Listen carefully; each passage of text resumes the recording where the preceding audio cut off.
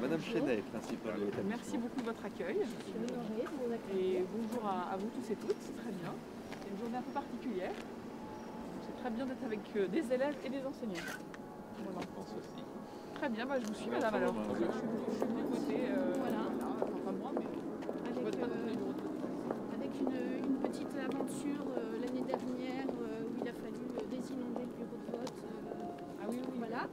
Donc aujourd'hui, on accueille Madame la Ministre, une délégation officielle très importante.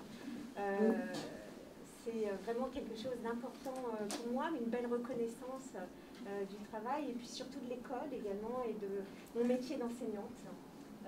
Et notamment dans cette journée d'hommage. Alors aujourd'hui, donc, on commémore l'assassinat d'un collègue d'histoire géo, Samuel Paty, qui a été assassiné quasiment un an jour pour jour, puisque c'était le 16 octobre, alors qu'il venait de faire un cours sur la liberté d'expression, après avoir montré des caricatures. Je veux dire que quand on commémore, on se rappelle du passé, on le fait ensemble, ça crée de la solidarité, ça crée du souvenir, ça peut créer des émotions aussi. Parce qu'on peut considérer que c'était très grave et que c'était inadmissible et que c'était probablement une des actions les plus graves depuis peut-être des décennies. La dernière fois qu'on avait eu un enseignant assassiné parce qu'il faisait bien son métier, c'était en 1960, c'était en Algérie, et c'était déjà une question de conscience. Et donc on le fait aussi pour affirmer que ce principe de laïcité, dans les classes, dans les collèges, dans les services publics, il est très important. Et donc à la fois la commémoration, c'est se souvenir du passé, mais c'est aussi dire des choses pour l'avenir.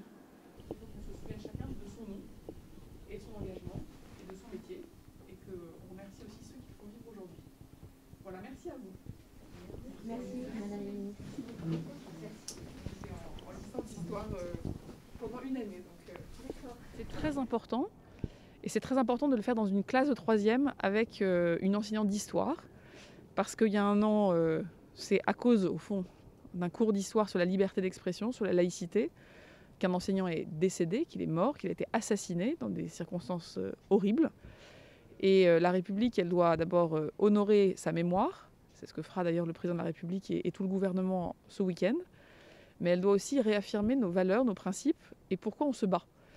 Et pendant ce cours, ce qu'on a vu, c'est qu'être en 3e, c'est déjà avoir un esprit critique, c'est déjà comprendre très précisément ce qui fait notre liberté, notre égalité, notre fraternité, pourquoi ce principe de laïcité permet à ces 3 valeurs d'exister, et comment l'esprit critique, il est transmis par les enseignants en appliquant la laïcité, en laissant à chaque élève sa liberté de conscience et sa liberté de penser. Être pour moi avec des fonctionnaires, des agents publics qui font vivre ce principe chaque jour, qui s'engagent pour ce principe, c'est aussi leur apporter du soutien et de la reconnaissance.